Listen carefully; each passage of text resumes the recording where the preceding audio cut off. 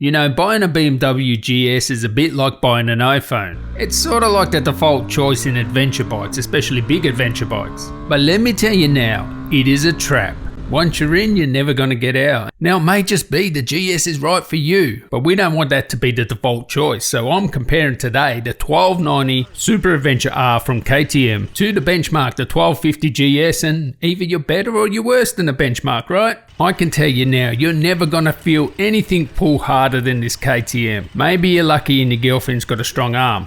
But I can tell you right now, this KTM 1290 motor, it pulls harder than a teenager that's just discovered porn.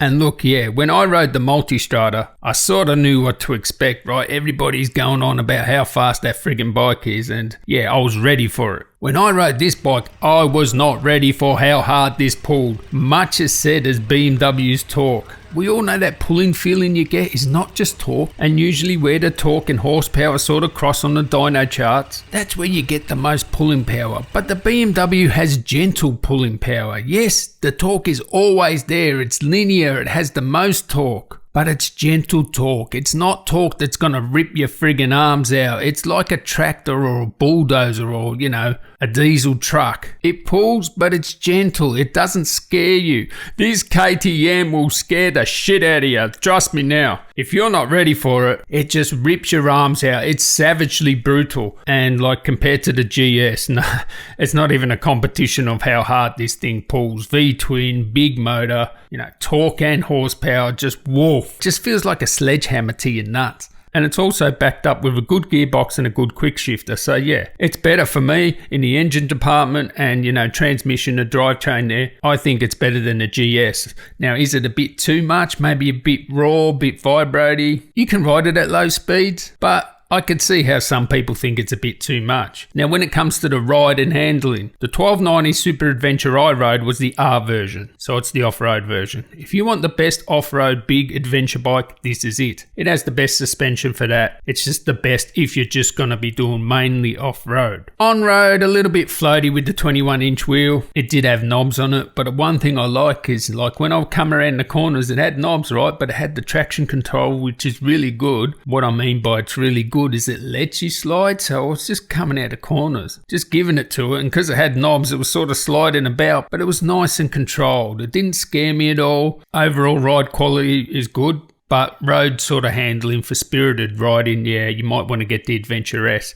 This does dive a bit when you brake, but hey, it's built for more off-road, so you know, use it for the purpose it's built for. When it comes to the brakes, well, look, the brakes are fine, no problems there. They're more than adequate. They're fit for purpose. Are they as good as the GS or other bikes I've ridden? No, they're not. The GS sort of has more rear brake bias. That's why the rear pads wear out so much. They're good enough, but there are better brakes in the category. When it comes to build quality, now, compared to the GS, no, it's not as good as the GS in terms of build quality or other, you know, manufacturers, to be quite fair. And I separate build quality and fit and finish. And build quality, not as good as the GS, and fit and finish, well, the GS isn't the best fit and finish. Like if you look at the cockpit, you can see like plastic molds and stuff like that. It sort of looks unfinished a little bit in the cockpit. But I mean, you look at, say, for example, the clamp that holds on the handlebars, it just looks really cheap and nasty. Like the fit and finish isn't that good, and you know, the overall attention to detail, you know, things that you see should look really good. And when I see that cheap looking handlebar clamp, you know,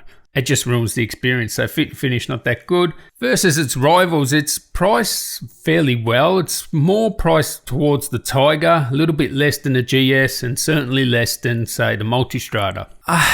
Honestly, I think it should be priced a little bit lower. It doesn't have quite the equipment that, say, the Multistrada has, or even like the Tiger. It doesn't have this, you know, the higher spec stuff like the Tiger has. Better, you know, brakes, whatever, just better fit and finish and, you know, equipment, etc. But you can get these on deals. There's always deals with KTMs, and actually the Tigers too, you can get on deals here in Australia. So overall, you know, has good equipment. If you want electronic suspension, get the S version. This one has sort of like the off-road WP suspension suspension. The electronics are probably second. They're better than the GS's electronics, but not as good as the Ducatis. But they work really well. You know, that was really awesome that I could just come out of a corner and it'll just have me, without any effort, just sliding out of that corner. The actual display itself is really good. You know, the electronics are really like right up there. With the ergos, no, the switchgear looks a bit budget. The ergos are okay, but certainly I'd say the GS is better in that regard. So is this a better bike than the GS? Well, if you want off-road, yes. If you want excitement, yes.